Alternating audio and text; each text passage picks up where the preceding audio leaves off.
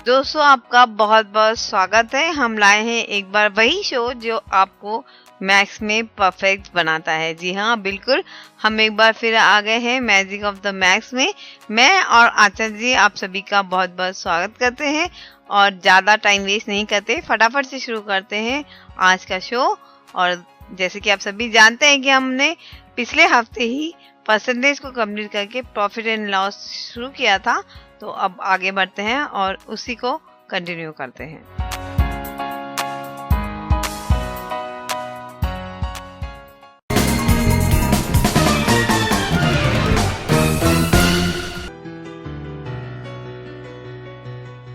साथियों नमस्कार, मैं अंचल अग्रवाल रेडियो उड़ान पर आपका स्वागत करता हूं।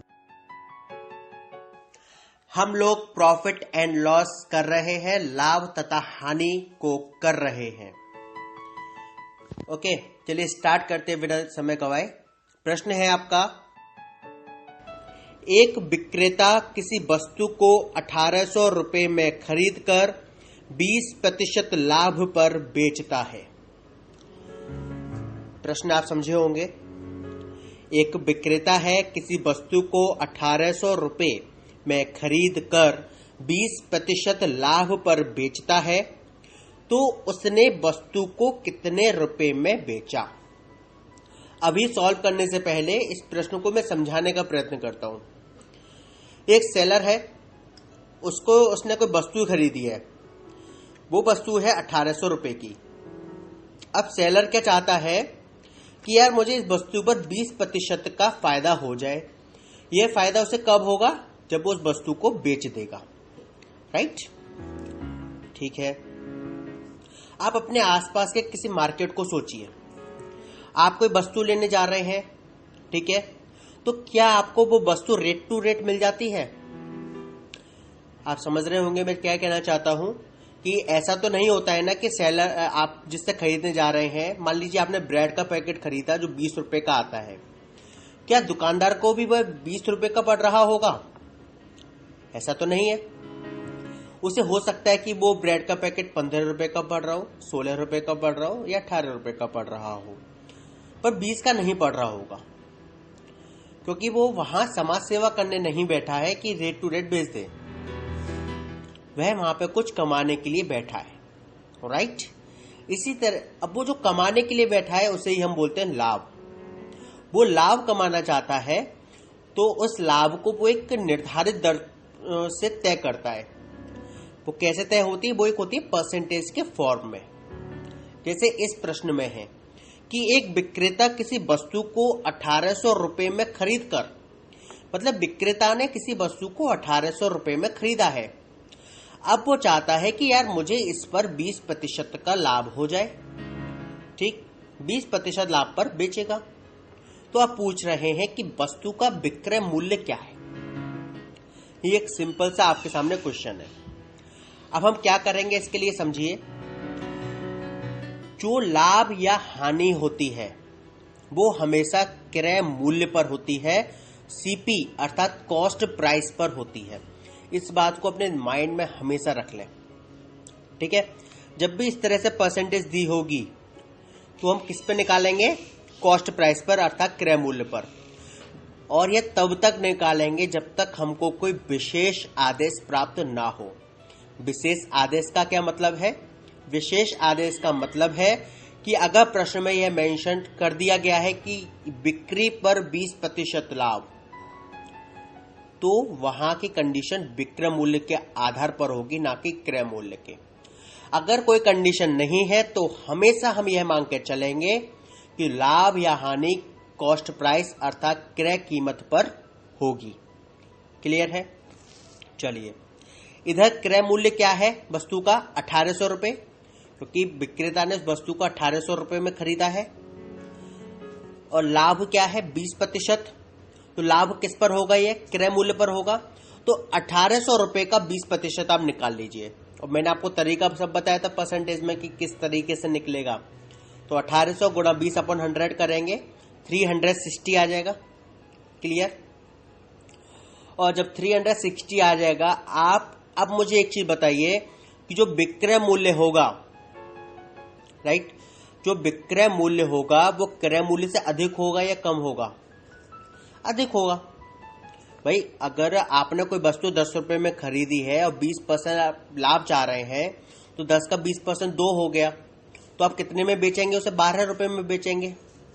इसी तरीके से हम क्या करेंगे, 1800 में जोड़ देंगे 360 और ये हो जाएगा 2160 और 2160 आपका क्या हो गया? विक्रय मूल्य, जो हमसे प्रश्न में पूछा था। क्लियर है? इस प्रश्न को करने का एक छोटा सा शॉर्टकट समझिए। आप जानते हैं कि आपकी जो कीमत आएगी, मैंने परसेंटेज में आपको ये चीज बताई थी, वही चीज यहां अप्लाई करूंगा। विक्रय मूल्य की कीमत कम आएगी या ज्यादा आएगी? ज्यादा आएगी। ज्यादा के लिए कम से भाग, यही तो था। तो 1800 गुणा 120 अपॉन 100, आप इस तरीके से भी इस प्रश्न को कर सकते हैं। 1800 गुणा 120 अपॉन 100। क्लियर? और 2800 गुणा 120 अपॉन 100 जब आप करेंगे तो आपके पास 2160 वैल्यू आएगी। तो अपने आप आपके पास विक्रय मूल्य आ गया 2160। ये बात क्लियर हुई?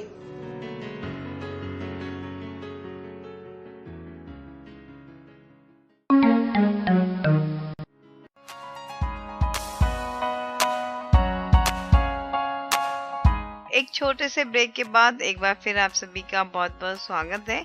और काफ़ी इंटरेस्टिंग सवाल होते हैं दोस्तों प्रॉफिट एंड लॉस से रिलेटेड, और हमें जो आंचल जी समझा रहे हैं ये भी बहुत मज़ेदार से मेथड है जिसके तरीके से हमें समझाने की कोशिश कर रहे हैं, और मैं उम्मीद करती हूँ कि आपको समझ भी आ रहा होगा। चलिए आगे बढ़ते हैं और अगला सवाल देखते हैं कि क्या बताते हैं आंचल जी।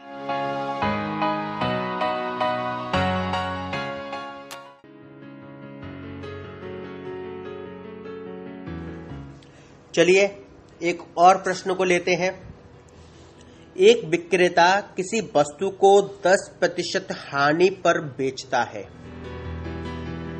पुनः ग्राहक उसे 10% हानि पर वापस लौटा देता है, तो विक्रेता को कितने प्रतिशत का लाभ या हानि होगी? ठीक है, एक विक्रेता है, आप मान लीजिए कि वह फ्रूट सेलर है।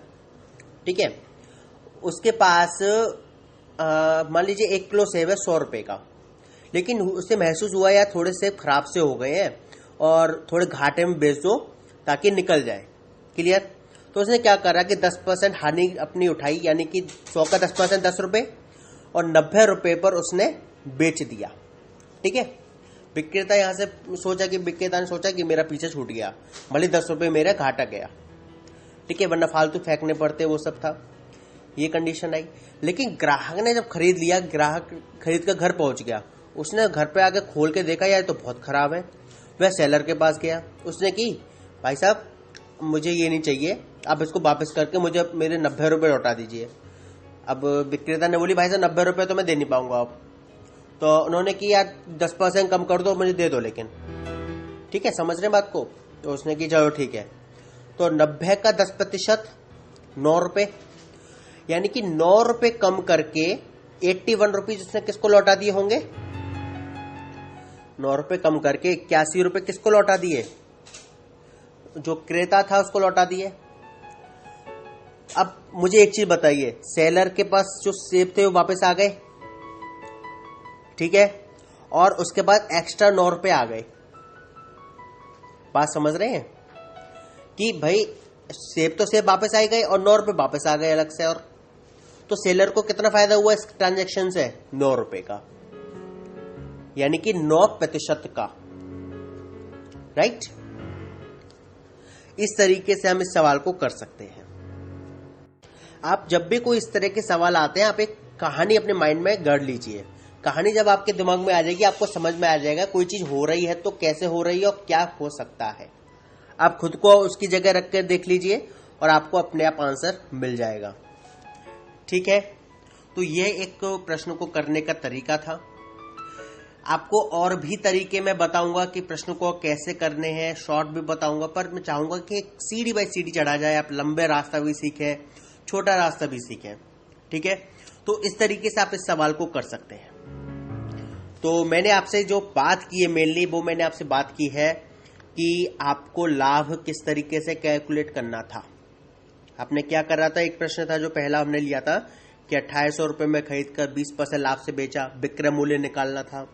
दो तरीके बताए थे मैंने, एक था कि 1800 रुपये का 20% कर लीजिए, फिर उसको ऐड कर दीजिए 1800 में, और दूसरा तरीका था कि कम ज्यादा वाला जो मैं शुरुआत से बताते हुए आ रहा हूं। अगर हमें अधिक वैल्यू निकालनी है तो कम से भाग करना है। हमने क्या किया था, 1800 में 120 का मल्टीप्लाई करके 100 से भाग दे दिया था। क्लियर है। और दूसरा मैंने जो प्रश्न आपके सामने उठाया, क्रेता और विक्रेता, जिसमें मैंने आपको सेब का एग्जाम्पल दिया था, तो इस एग्जाम्पल को दिमाग में रखिए, इस प्रश्न को इस तरीके से दिमाग में रखिए। ये सिंपल लेवल है, आगे मैं जिस प्रश्न पर डील करूंगा वह परीक्षा की दृष्टि से ज्यादा महत्वपूर्ण हो जाएंगे।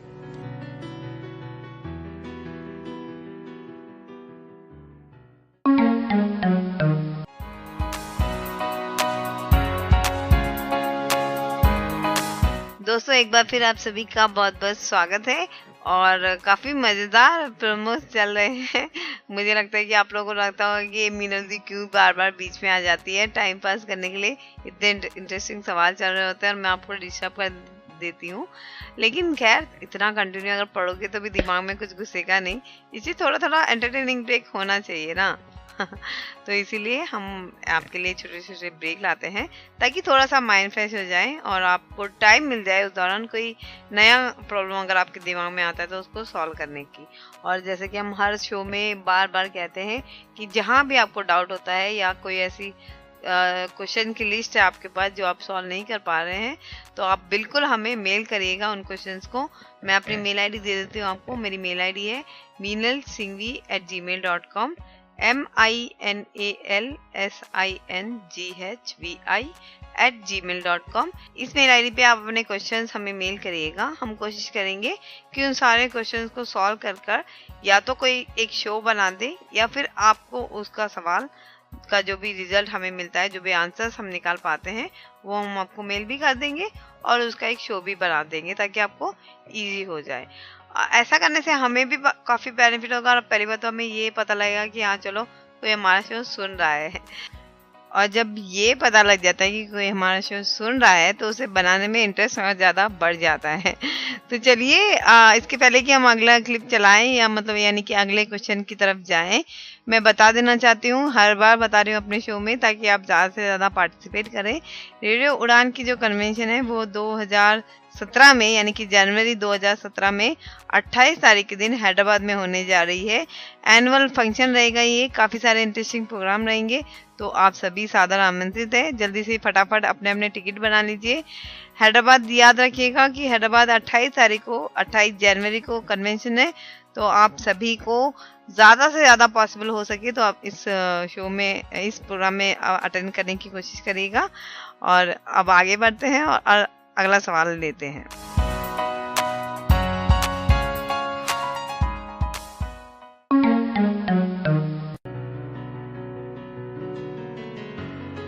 ऐसे प्रश्न से जो परीक्षा की दृष्टि से बहुत ही महत्वपूर्ण होते हैं, और मैं कहूं तो मैंने अब तक जितने प्रश्न पत्र देखे हैं उसमें इस तरह का एक प्रश्न तो निश्चित होता है और आपके पेपर में भी आ सकता है, और ना आए तो ये मत समझिएगा कि मैंने कोई गलत बताया है। ओके, चलिए, प्रश्न है 18 संतरों का क्रय मूल्य 20 संतरों के विक्रय मूल्य के बराबर है, तो प्रतिशत लाभ या हानि ज्ञात करें। आपने अगर कोई पेपर एग्जाम दिया है कंपटीशन के लिए तो आपने इस प्रश्न को जरूर देखा होगा। ओके, आपको याद भी आ रहा होगा कि हाँ, इस तरह का प्रश्न मैंने वहां देखा था, यह प्रश्न था, मुझ पर आया नहीं था, यह मैंने सॉल्व कर लिया था। क्लियर है।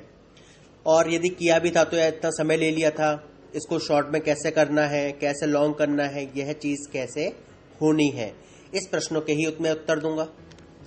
प्रश्न है 18 संतरों का क्रय मूल्य 20 संतरों के विक्रय मूल्य के बराबर है। क्लियर। तो प्रतिशत लाभ या हानि ज्ञात करें। आप एक छोटी सी बात मुझे बताएं कि मान लीजिए एक संतरे का क्रय मूल्य आपका 2 रुपए है, ठीक है, तो 18 संतरों का क्रय मूल्य क्या हो जाएगा, 36 रुपए, राइट। और 20 संतरों का विक्रय मूल्य क्या आएगा, 36 रुपए, क्यों आएगा? क्योंकि 18 संतरों के क्रय मूल्य और 20 संतरों का विक्रय मूल्य बराबर है। बात समझ रहे हैं? 18 रुपए का हमने माना कि 2 रुपए प्रति कीमत है, तो 2 रुपए से 36 रुपए हो गया था क्रय मूल्य, और यही 20 संतरों का विक्रय मूल्य है, तो एक संतरे का विक्रय मूल्य क्या आएगा? 36/20, दैट इज 1.8 रुपए। इसका मतलब क्या हुआ कि 1.8 रुपए आपका विक्रय मूल्य की कीमत है एक संतरे की, और एक संतरा आपने कितने में खरीदा था? 2 रुपए में। तो आपको पहले ये बताइए, लाभ होगा या हानि?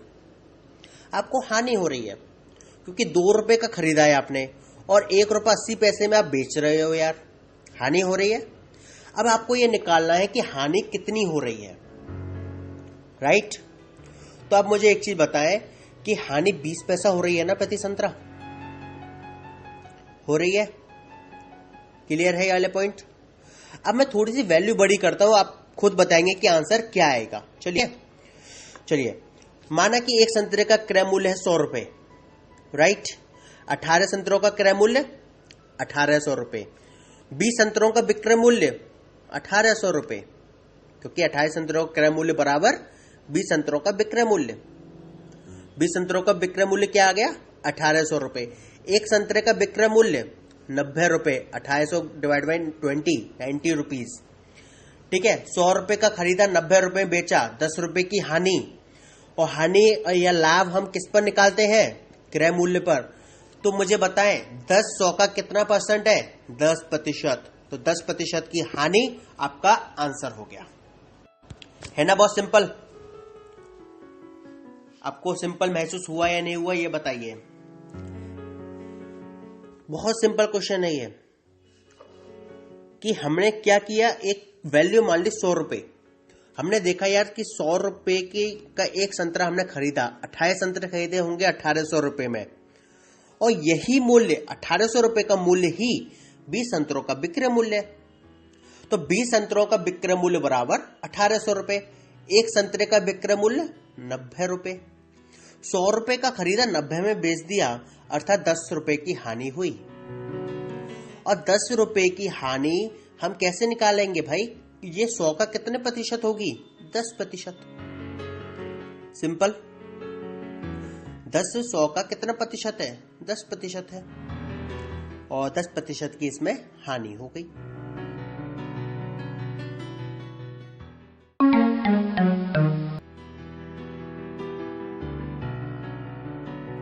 एक और ले, चलिए। 16 संतरों का क्रय मूल्य 15 संतरों के विक्रय मूल्य के बराबर है, तो बताइए कितने प्रतिशत का लाभ या हानि होगी? क्लियर? चलिए, 16 संतरों का क्रय मूल्य 15 संतरों के विक्रय मूल्य के बराबर है, ठीक है? अब आप मुझे पहले एक चीज बताइए यार, अगर मैं 100 की फिगर ले लूं, मान लो कि यदि एक संतरे का क्रय मूल्य 100 रुपए है, तो क्या वो 100 वाली फिगर जो है वह 15 से डिवाइड हो जाएगी? नहीं हो पाएगी। यानी कि 100 मत लो, कोई और फिगर ऐसी लो जो 15 से डिवाइड हो जाए। हमें ये अंदाज लगाना होगा थोड़ा सा, ऐसी फिगर जो 15 से डिवाइड हो जाए। हमने पिछले सवाल में 100 आसानी से इसलिए मान लिया था क्योंकि एक साइड में 20 था, हमें मालूम था कि 20 से 100 मतलब 20 से डिवाइड हो जाएगा।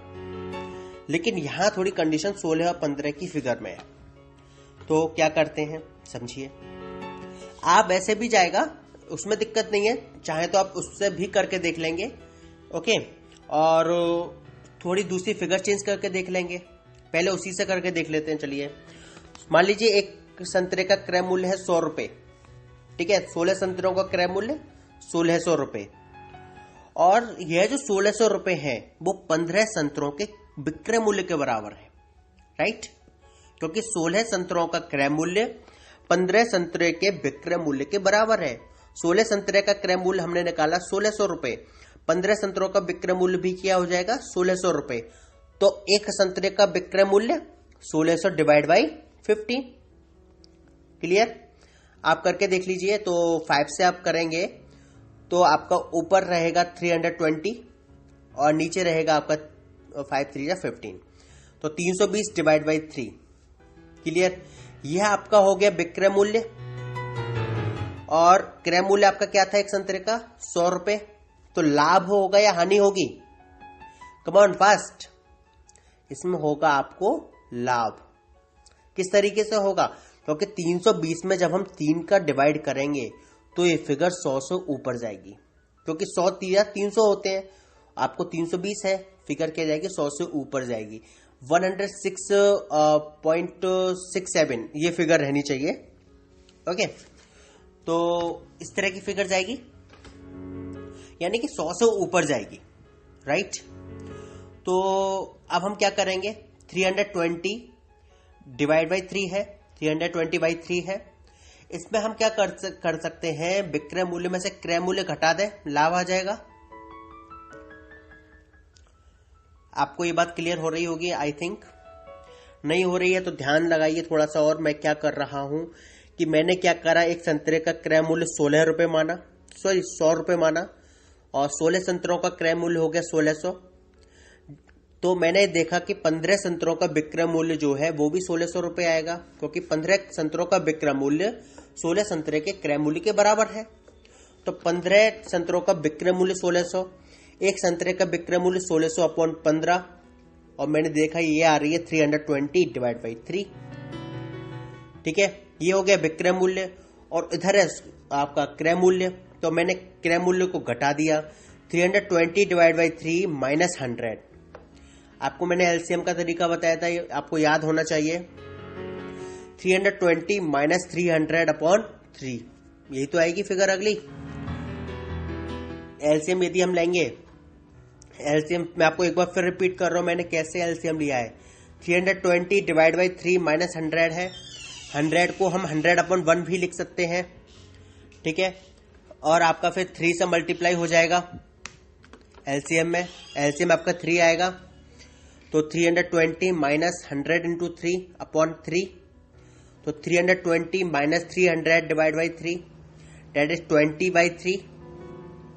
और 20 बाई 3 को 20 डिवाइड बाई 3 को हम लिख सकते हैं 3 6 20, वो 3 6 18, 18 मतलब 6 सही 2 अपॉन 3, ये लिख सकते हैं। और 6 से 2 अपॉन 3% का आपको हो गया लाभ। क्लियर? एक और ले चलिए। 16 संतरों का क्रय मूल्य 15 संतरों के विक्रय मूल्य के बराबर है, तो बताइए कितने प्रतिशत का लाभ या हानि होगी। क्लियर? चलिए, 16 संतरों का क्रय मूल्य 15 संतरों के विक्रय मूल्य के बराबर है, ठीक है। अब आप मुझे पहले एक चीज बताइए यार, अगर मैं 100 की फिगर ले लूं, मान लो कि यदि एक संतरे का क्रय मूल्य 100 रुपए है, तो क्या वो 100 वाली फिगर जो है वह 15 से डिवाइड हो जाएगी? नहीं हो पाएगी।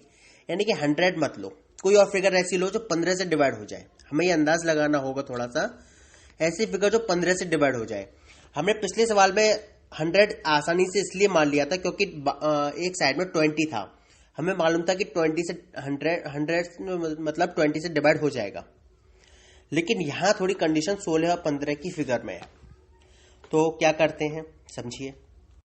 आप ऐसे भी जाएगा, उसमें दिक्कत नहीं है, चाहे तो आप उससे भी करके देख लेंगे, ओके। और थोड़ी दूसरी फिगर चेंज करके देख लेंगे, पहले उसी से करके देख लेते हैं। चलिए, मान लीजिए एक संतरे का क्रय मूल्य है 100 रुपए, ठीक है। 16 संतरों का क्रय मूल्य 1600 रुपए, और यह जो 1600 रुपए है वो 15 संतरों के विक्रय मूल्य के बराबर है, राइट। क्योंकि 16 संतरों का क्रय मूल्य 15 संतरे के विक्रय मूल्य के बराबर है। 16 संतरे का क्रय मूल्य हमने निकाला 1600 रुपए, 15 संतरों का विक्रय मूल्य भी क्या हो जाएगा? 1600 रुपए। तो एक संतरे का विक्रय मूल्य 1600 डिवाइड बाई 15। क्लियर? आप करके देख लीजिए। तो 5 से आप करेंगे तो आपका ऊपर रहेगा 320 और नीचे रहेगा आपका 5 3 15, तो 320 डिवाइड बाई 3। क्लियर? यह आपका हो गया विक्रय मूल्य। और क्रय मूल्य आपका क्या था एक संतरे का? 100 रुपए। तो लाभ होगा या हानि होगी? Come on fast. इसमें होगा आपको लाभ। किस तरीके से होगा? क्योंकि 320 में जब हम 3 का डिवाइड करेंगे तो ये फिगर 100 से ऊपर जाएगी। क्योंकि 100 या 300 होते हैं, आपको 320 है, फिगर क्या जाएगी 100 से ऊपर जाएगी। 106.67 ये फिगर रहनी चाहिए। ओके, तो इस तरह की फिगर जाएगी, यानी कि 100 से ऊपर जाएगी, राइट। तो अब हम क्या करेंगे, 320 डिवाइड बाई 3 है, 320 बाई 3 है। इसमें हम क्या कर सकते हैं, विक्रय मूल्य में से क्रय मूल्य घटा दें, लाभ आ जाएगा। आपको ये बात क्लियर हो रही होगी, आई थिंक। नहीं हो रही है तो ध्यान लगाइए थोड़ा सा। और मैं क्या कर रहा हूं कि मैंने क्या करा, एक संतरे का क्रय मूल्य 16 रुपए माना, सॉरी 100 रुपए माना, और 16 संतरों का क्रय मूल्य हो गया 1600। तो मैंने देखा कि 15 संतरों का विक्रय मूल्य जो है वो भी 1600 रुपए आएगा, क्योंकि 15 संतरों का विक्रय मूल्य 16 संतरे के क्रय मूल्य के बराबर है। तो 15 संतरों का विक्रय मूल्य 1600, एक संतरे का विक्रय मूल्य 1600 अपॉन 15, और मैंने देखा ये आ रही है 320 डिवाइड बाई 3। ठीक है, ये हो गया विक्रय मूल्य, और इधर है आपका क्रय मूल्य। तो मैंने क्रय मूल्य को घटा दिया, 320 डिवाइड बाई 3 माइनस 100। आपको मैंने एलसीएम का तरीका बताया था, ये आपको याद होना चाहिए। 320 माइनस 300 अपॉन 3, यही तो आएगी फिगर अगली। एलसीएम यदि हम लेंगे, एलसीएम मैं आपको एक बार फिर रिपीट कर रहा हूं मैंने कैसे एलसीएम लिया है। 320 डिवाइड बाई 3 माइनस 100 है, 100 को हम 100 अपॉन 1 भी लिख सकते हैं, ठीक है। और आपका फिर 3 से मल्टीप्लाई हो जाएगा एलसीएम में, एलसीएम आपका 3 आएगा। तो 320 माइनस 100 इंटू 3 अपॉन 3, तो 320 minus 300 divide by 3 that is 20/3, और 20/3 को 20 डिवाइड बाई 3 को हम लिख सकते हैं 3 6 20, वो 3 6 18, 18 6 सही 2/3 ये लिख सकते हैं, और 6 से 2/3% का आपको हो गया लाभ। क्लियर।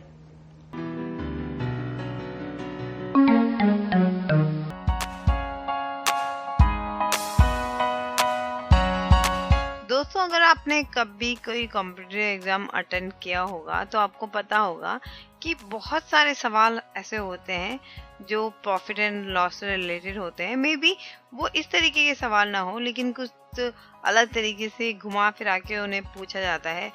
फॉर एग्जांपल, जैसे अभी आंचल जी ने जो संतरे का सवाल लिया है, वो कई और वजह से भी आ सकता है, जैसे कि कोई टेबल चेयर हो गई या कोई बुक्स हो गई, मतलब कुछ भी, लेकिन काफी सारी चीजें हैं जो सिमिलर आती है लेकिन घुमा फिरा के आती है, वो सिर्फ कंफ्यूज करने के लिए होती है। तो जैसे शुरुआत में आंचल जी ने कहा कि भाई अगर नहीं आएगा तो आप ये मत कहना कि हमने आपसे झूठ कहा था, ऐसा नहीं है। आते सवाल हर तरीके के हैं। प्रॉफिट एंड लॉस तो आता ही आता है, परसेंटेज भी आते हैं उसमें, कभी सीरीज भी पूछी जाती है, मल्टीप्लिकेशन डिवाइड भी पूछे जाते हैं। बस ये है कि हम ये देखें कि क्या हम सवाल को समझ पा रहे हैं क्या, बस। तो कोशिश ये करिएगा कि सवाल को अगर एक बार में समझ नहीं आता तो 2 बार पूछ लीजिएगा, लेकिन जितनी जल्दी हो सके उतनी जल्दी उस सवाल को सॉल्व करने की कोशिश करिएगा। और एक बात जो मैं हमेशा कहती हूँ कि पूरी आंसर शीट में, मतलब क्वेश्चन शीट में, सबसे पहले उन प्रॉब्लम को सॉल्व करो जो कि इजीली आप सॉर्ट आउट कर सकते हो। ऐसा करने से आप ज़्यादा से ज़्यादा सवाल अटेंड कर सकते हो, और जितने ज़्यादा सवाल आप अटेंड करोगे उतने ही आप आसानी से कॉम्पिटिटिव एग्जाम को क्रैक कर पाओगे।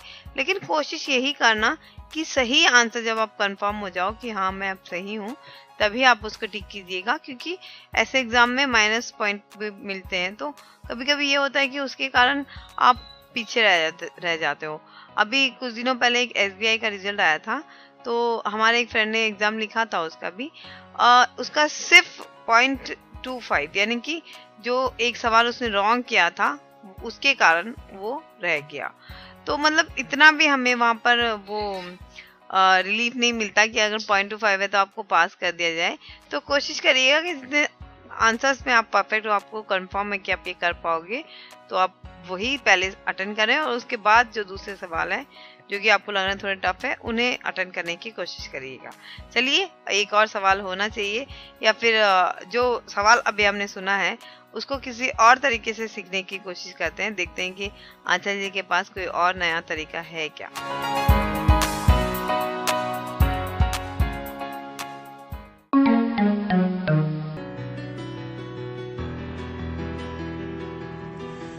चलिए इस प्रश्न को करने का दूसरा तरीका देखते हैं, क्योंकि कैलकुलेशन बहुत हो गई, टाइम बहुत लगेगा। ठीक है, अच्छा आप मुझे एक चीज बताएं। अब 16 संतरों का क्रय मूल्य 15 संतरों के विक्रय मूल्य के बराबर। ठीक है, अब यदि हम ये मान लें कि एक संतरे का क्रय मूल्य 1 रुपया है।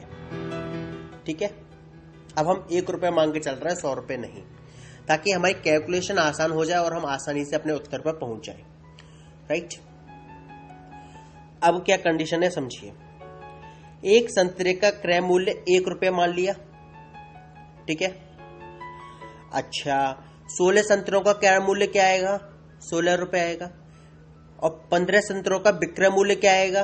16 रुपये आएगा। क्लियर है? तो 15 संतरों का क्रय मूल्य क्या होगा?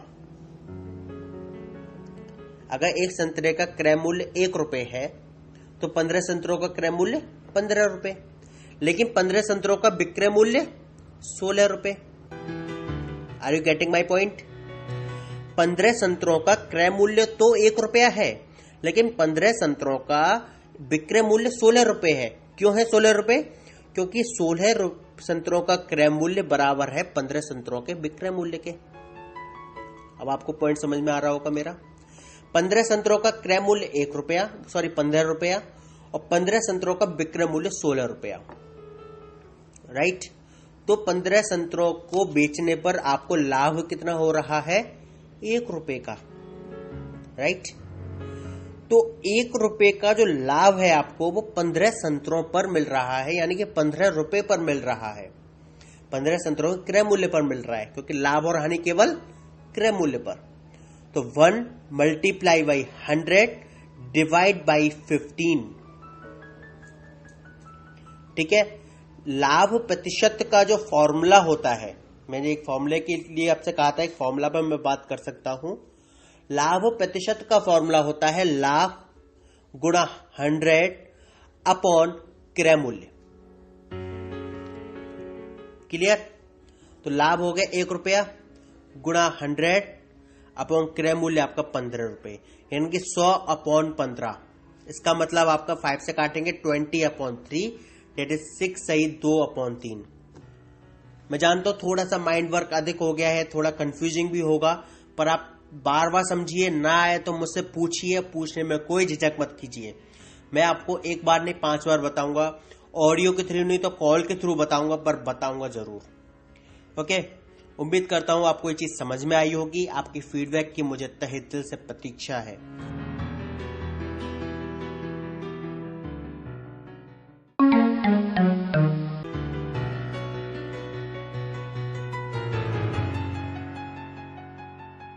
प्रश्न है आपका, 12 संतरे बेचने पर एक विक्रेता को 3 वस्तुओं के विक्रय मूल्य के बराबर लाभ होता है, तो उसे कितने प्रतिशत का लाभ होता है?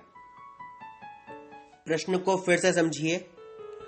12 संतरे बेचने पर एक विक्रेता को 3 वस्तुओं के विक्रय मूल्य के बराबर लाभ होता है, तो उसे कितने प्रतिशत का लाभ होता है? उम्मीद है आपको ये प्रश्न समझ में आया होगा। ठीक है, आप मुझे एक चीज बताइए, लाभ हो रहा है। लाभ होने की कंडीशन क्या है कि जो सेल वैल्यू आएगी, जो सेलिंग प्राइस आएगा, वो कॉस्ट प्राइस से अधिक होगा। क्लियर है ये वाला पॉइंट? अच्छा ठीक है, चलिए हम लोग क्या करते हैं कि इसमें एक वस्तु का विक्रय मूल्य को 1 रुपया मान लेते हैं। ठीक है, याद रहे हम यहाँ पे क्रय मूल्य नहीं मान रहे, विक्रय मूल्य मान रहे हैं। हम ऐसा क्यों कर रहे हैं मैं आपको ये बात बताऊंगा अभी। पहले हम इसको सॉल्व करते हैं थोड़ा सा, फिर हम आपको बताते हैं। 12 संतरे बेचने पर एक विक्रेता को 3 वस्तुओं के विक्रय मूल्य के बराबर लाभ होता है। हमने कितनी वस्तुएं बेची है? 12। एक वस्तु का विक्रय मूल्य 1 रुपया, तो 12 वस्तुओं का विक्रय मूल्य 12 रुपया। ये बात क्लियर हो गई। लाभ कितना हो रहा है? 3 वस्तुओं के विक्रय मूल्य के बराबर। क्लियर? तो 3 वस्तुओं का विक्रय मूल्य क्या आएगा? 3 रुपया, क्योंकि एक वस्तु का विक्रय मूल्य 1 रुपया। क्लियर? तो 12 वस्तुओं का विक्रय मूल्य 12 रुपया और 3 वस्तुओं का विक्रय मूल्य 3 रुपया। अब मुझे एक चीज बताइए, लाभ कितना होगा? लाभ 3 रुपए ही तो होगा, क्योंकि प्रश्न को फिर समझिए। 12 संतरे बेचने पर एक विक्रेता को 3 वस्तुओं के विक्रय मूल्य के बराबर लाभ होता है। 3 वस्तुओं का विक्रय मूल्य के बराबर लाभ, 3 वस्तुओं का विक्रय मूल्य 3 रुपया। क्लियर? तो सेलिंग प्राइस जो विक्रय मूल्य आया वो क्या आया? 12 रुपए। लाभ जो प्रॉफिट है वो कितना आया? 3 रुपए। तो जो क्रय मूल्य है, कॉस्ट प्राइस है, सीपी है, वो कितना आएगा? विक्रय मूल्य से कम होगा या ज्यादा होगा? पहला पॉइंट यही है, क्रय मूल्य विक्रय मूल्य से कम होगा। कम के लिए क्या करेंगे? यहां 12 माइनस 3 दैट इज 9 रुपीज। ये बात क्लियर हो गई आपको? अब चलिए, अब हमारे पास तीनों वैल्यू आ गई, क्रय मूल्य भी आ गया, विक्रय मूल्य भी आ गया और लाभ भी आ गया। अब लाभ प्रतिशत निकाल दीजिए, क्योंकि हमसे तो प्रतिशत में पूछ रहा है ना कि कितने प्रतिशत का लाभ होता है। मैंने आपको बताया था लाभ प्रतिशत या हानि प्रतिशत हो वो हमेशा क्रय मूल्य पर निकलेगा जब तक कि कोई विशेष कंडीशन ना दी हो। क्लियर? तो लाभ क्या है? 3 रुपए। फॉर्मूला आपको याद होना चाहिए, लाभ गुणा 100 अपॉन क्रय मूल्य। लाभ गुणा 100 अपॉन क्रय मूल्य। तो लाभ 3 रुपए गुणा 100 अपॉन क्रय मूल्य कितना? 9 रुपए। तो 3 से 9 जाएगा 3 बार, 100 अपॉन 3 बचेगा। 100 अपॉन 3 को हम कैसे लिख सकते हैं? 33 सही 1/3%। तो 33 सही 1/3% का आपको लाभ हो रहा है। क्लियर है? इस प्रश्न को करने का एक और तरीका है, लेकिन वो तरीका मैं आपको अभी नहीं बताऊंगा। वह कुछ टाइम बाद या कुछ ऑडियोज के बाद मैं आपको वो तरीका बताऊंगा। वो तरीका यह रहेगा कि आपको थोड़ा सा याद अपने माइंड में चीज करनी पड़ेगी। ओके, अगर आपको वो चीज याद होगी तो आपके प्रश्नों की जो सॉल्यूशन की एफिशिएंसी आएगी वो आप महसूस करेंगे प्रॉफिट एंड लॉस के क्वेश्चन में आपकी वो 1.5 टाइम्स तक बढ़ जाएगी, 1.5 गुना आपकी एफिशिएंसी हो जाएगी। लेकिन उस तरीके को हम चाहेंगे कि पहले आप नॉर्मल वे से समझें, फिर उस तरीके पर हम आएंगे। क्लियर है?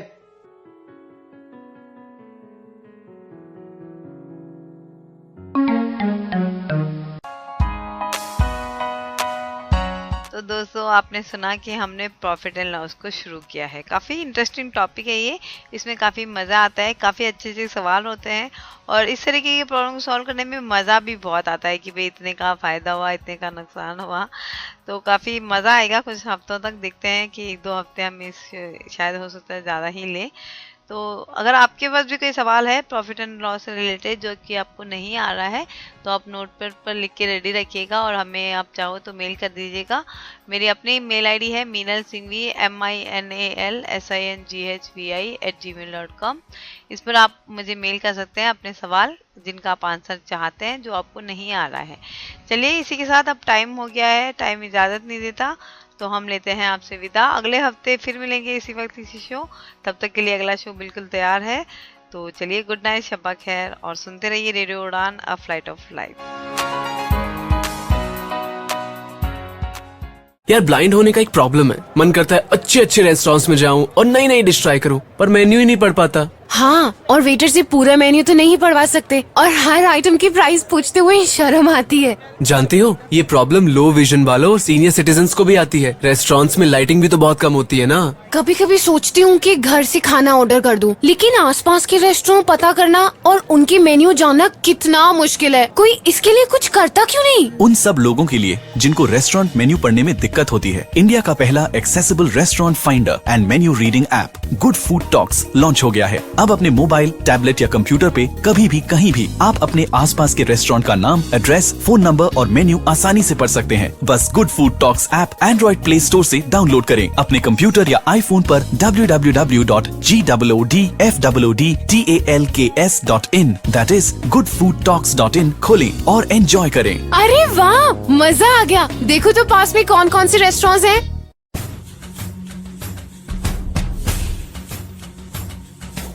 मुद्दे जो बात करे हमारे समाज के हित की। जिसकी बहुत लिमिटेड मोबिलिटी है उसको कोई अब्यूज करे, वो भाग के या दौड़ के खुद के बचाव में जाएगा भी कहाँ। सो इस तरह से कई वजह हो सकती हैं। एक्सपर्ट्स की बातें जो छुए हमारे दिल को। ये निश्चित है कि मानसिक स्तर पर दृष्टिबाधित लोग बहुत सशक्त होते हैं और इतनी सरलता से हार नहीं मानते। जी हाँ दोस्तों, मैं दानिश महाजन बदलते दौर में रखूंगा एक नजर अपने समाज की तमाम गतिविधियों पर। तो सुनना मत भूले बदलता दौर, मेरे साथ हर रविवार 9 से 10 और पुनः प्रसारण सोमवार 4 से 5 सिर्फ और सिर्फ रेडियो उड़ान पर।